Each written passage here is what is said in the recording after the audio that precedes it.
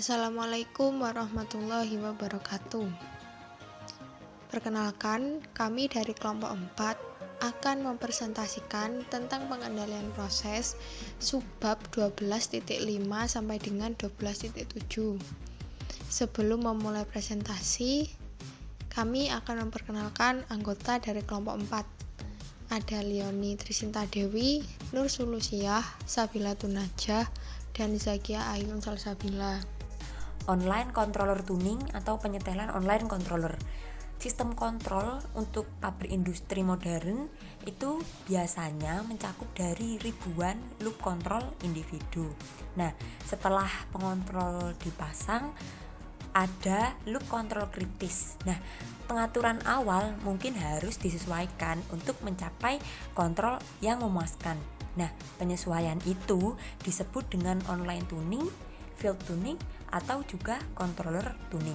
Online controller tuning ini pasti melibatkan trade-off antara kinerja dan ketahanan. Nah, sasaran kinerja, pelacakan set point, dan penolakan gangguan ini harus diimbangi dengan tujuan ketahanan operasi yang stabil pada berbagai kondisi.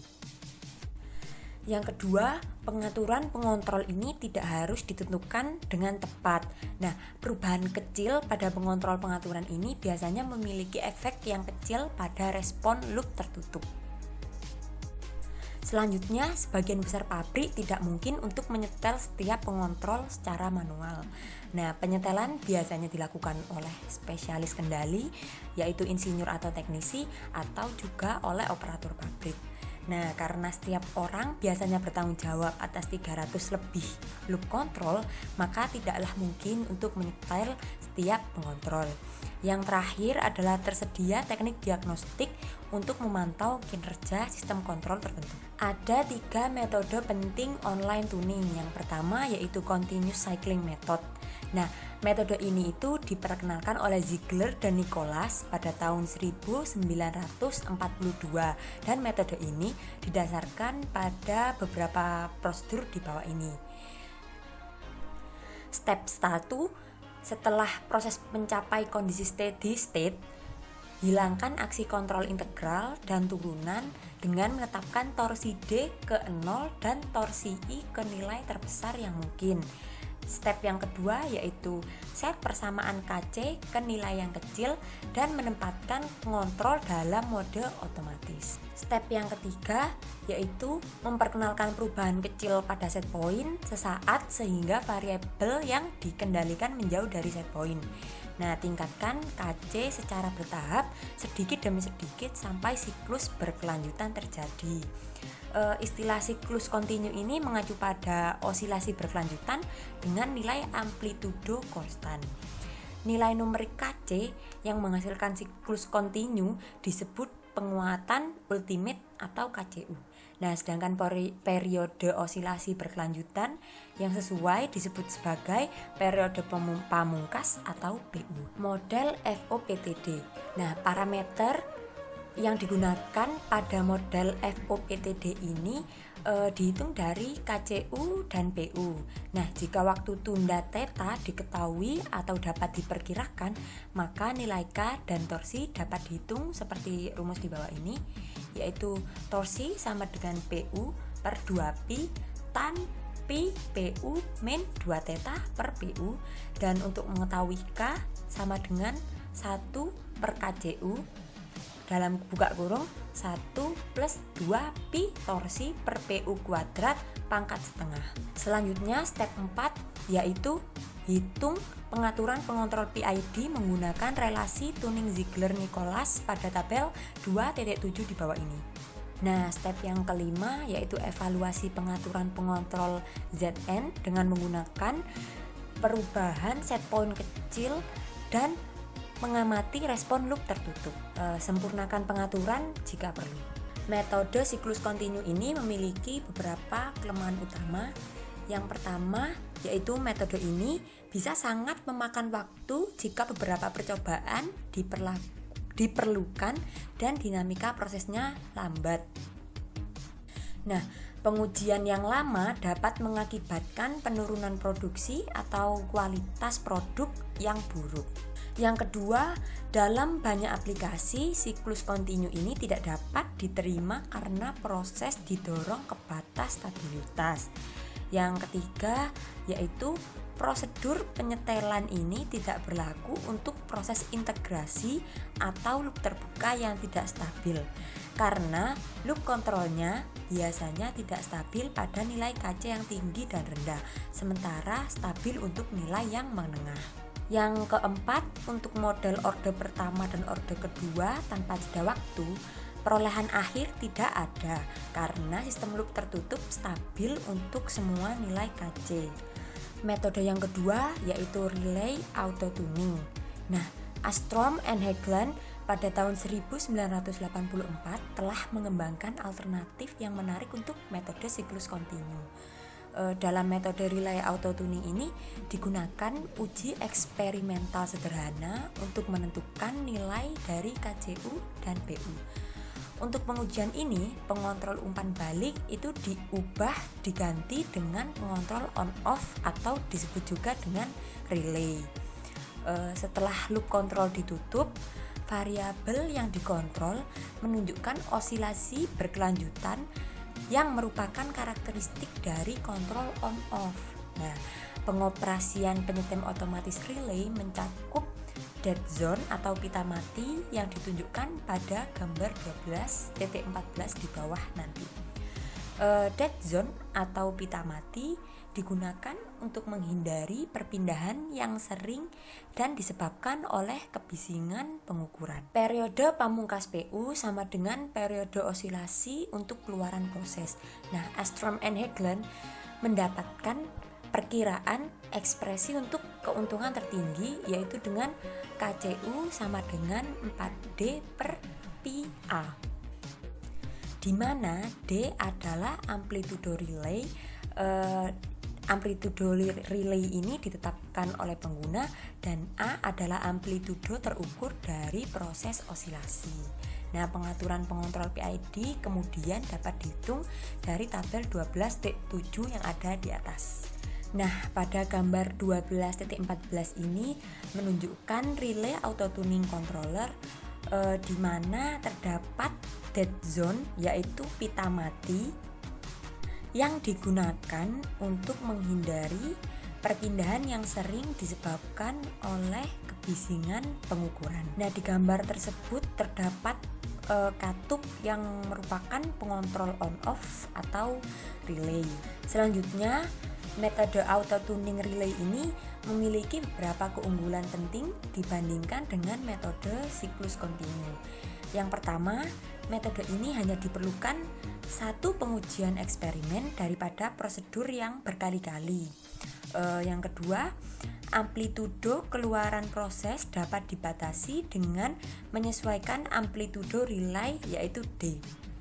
Yang ketiga, prosesnya tidak dapat dipaksa sampai batas stabilitas. Yang keempat, uji eksperimental mudah diotomatisasi menggunakan produk komersial.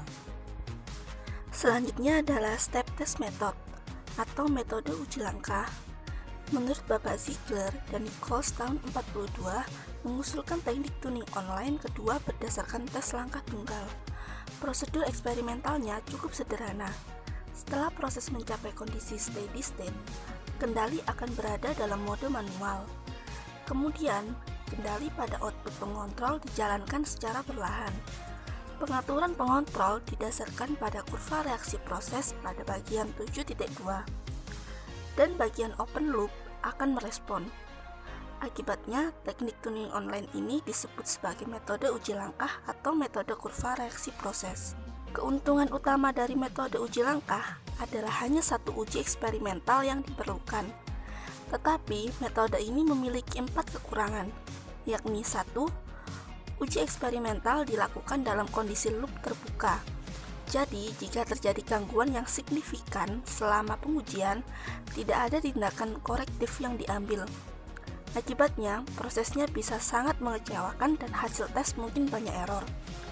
Kedua, untuk proses non-linear, hasil tes bisa tergantung terhadap besaran dan arah perubahan langkah. Jika besarnya perubahan langkah terlalu besar, proses non-linier bisa mempengaruhi hasilnya. Tetapi jika besaran langkah terlalu kecil, maka respon langkah mungkin sulit dibedakan dari fluktuasi biasanya karena banyaknya gangguan. Arah dari perubahan langkah, positif atau negatif, harus dipilih sehingga variabel yang dikontrol tidak akan keluar dari batasan variabel. Ketiga, metode ini tidak berlaku untuk proses loop terbuka yang tidak stabil. Dan yang keempat, untuk mengontrol analog, metode ini cenderung banyak melakukan kesalahan saat kalibrasi pengontrol. Sebaliknya, metode kontinu kurang peka terhadap kesalahan kalibrasi di KC karena disesuaikan selama pengujian eksperimental. Selanjutnya ada guidelines for common control loops. Yang pertama ada flow rate. Loop kontrol aliran memiliki karakterisasi respon cepat tanpa penundaan waktu.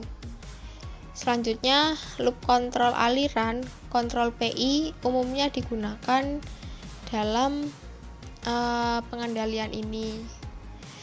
Adanya gangguan frekuensi tinggi yang berulang mencegah penggunaan tindakan turunan karena memperkuat kebisingan.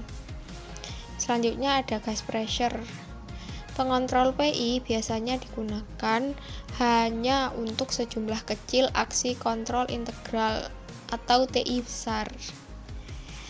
Tindakan turunan biasanya tidak diperlukan karena waktu respon proses biasanya cukup kecil dibandingkan dengan operasi proses lainnya. Selanjutnya ada temperatur. Penentuan suhu sulit untuk dinyatakan karena banyaknya variasi proses dan peralatan yang melibatkan perpindahan panas dan skala waktu yang berbeda. Controller PID biasanya controller PID biasanya digunakan untuk memberi respon yang lebih cepat daripada yang diperoleh dengan controller PI. Yang terakhir ada liquid level. Pengontrol standar P atau PI biasanya digunakan untuk kontrol level.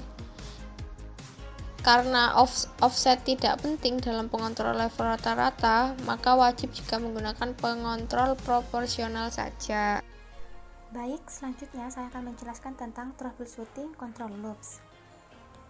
Troubleshooting control dimulai dengan kesadaran bahwa loop control terdiri dari sejumlah komponen individual, seperti sensor atau pemancar, pengontrol, kontrol akhir elemen, garis instrumen, antarmuka proses komputer, dan proses.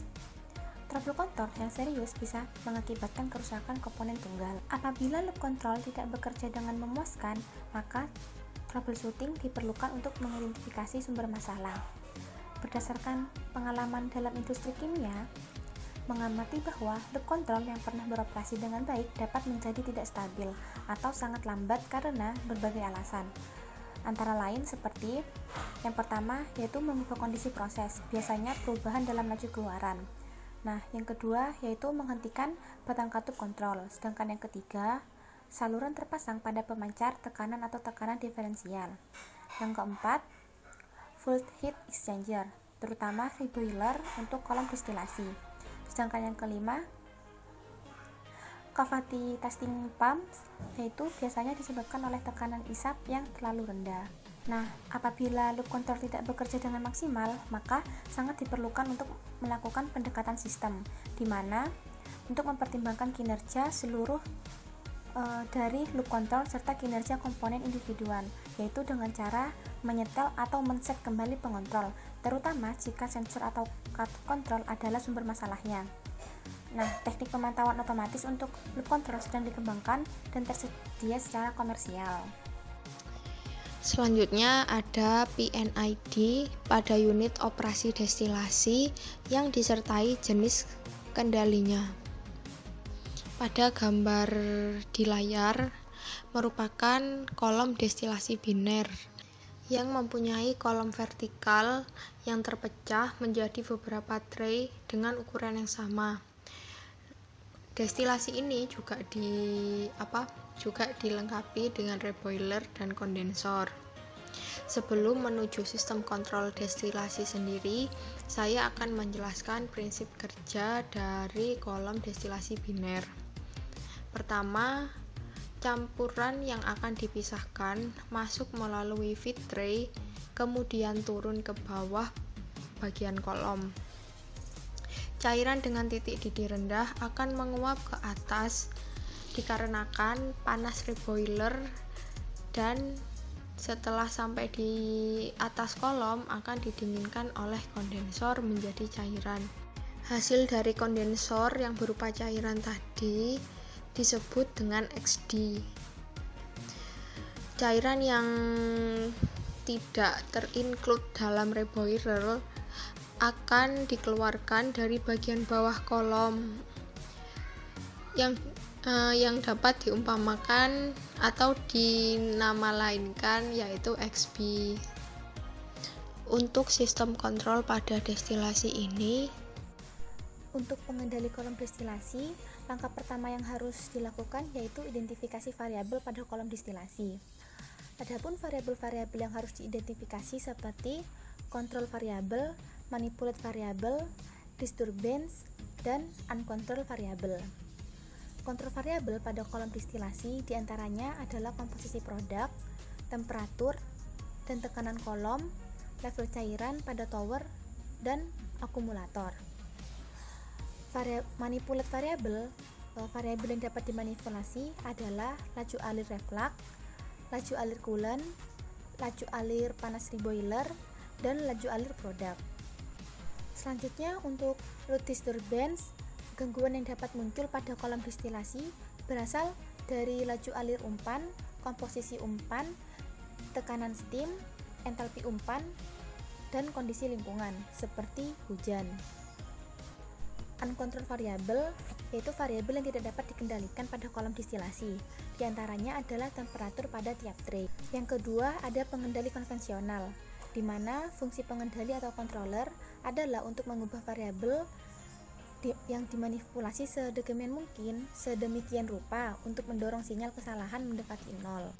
Yang ketiga ada pengendali proporsional, di mana pengendali proporsional akan menghasilkan keluaran yang sebanding dengan besarnya error sinyal. Dengan kata lain, keluaran pengendali proporsional merupakan hasil perkalian antara konstanta proporsional dengan nilai masukannya, seperti yang dapat dilihat di rumus berikut. Pengendalian proporsional pada saat ini yaitu dapat dilihat dengan karakteristik berikut. Yang pertama, jika nilai Kc yang diberikan kecil, maka akan menyebabkan respon sistem yang lambat. Yang kedua, jika nilai Kc yang diberikan terlalu besar, maka akan menyebabkan respon sistem menjadi cepat tetapi cenderung membuat sistem menjadi tidak stabil atau berosilasi. Yang keempat yaitu pengendali integral. Pengendali integral memiliki karakteristik seperti halnya sebuah integral yang memiliki fungsi untuk menghasilkan respon sistem yang memiliki steady state error sampai dengan 0. Jika dalam proses hanya terpasang pengendali proporsional, maka akan sulit untuk menekan besarnya steady state error. Oleh karena itu, diharapkan dengan pengendali integral, respon sistem dapat diperbaiki. Output dari pengendali integral sangat dipengaruhi oleh perubahan yang sebanding dengan nilai signal error. Secara matematik dapat dilihat seperti persamaan berikut. Pengendali integral sendiri memiliki karakteristik yang pertama, output pengendali membutuhkan selang waktu tertentu, sehingga pengendali integral cenderung memperlambat respon. Yang kedua, yaitu konstanta TI yang besar cenderung akan menghasilkan respon integral yang lambat, begitu juga sebaliknya.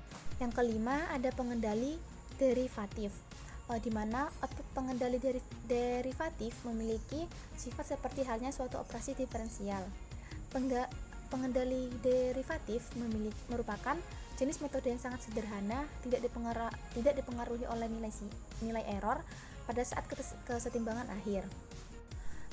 Pengendali derivatif sendiri merupakan jenis mode yang sederhana, tidak dipengaruhi oleh nilai error pada saat kesetimbangan akhir. Nah, biasanya nilai kontrol variabel akan mengalami perubahan dan menyimpang terhadap set point-nya di waktu yang akan datang, sehingga diperlukan perubahan manipulasi variabel yang dilakukan oleh mode derivatif ini. Secara matematik, pengendali derivatif memiliki persamaan sebagai berikut. Dan yang terakhir adalah pengendali PID. Pengendali PID merupakan gabungan dari ketiga pengendali sebelumnya, yaitu pengendali proporsional, integral, dan derivatif. Dengan penggabungan ketiganya, maka setiap kekurangan dan kelebihan dari masing-masing pengendali dapat saling menutupi. Biasanya, ketiga pengendali tersebut disusun dalam rangkaian paralel.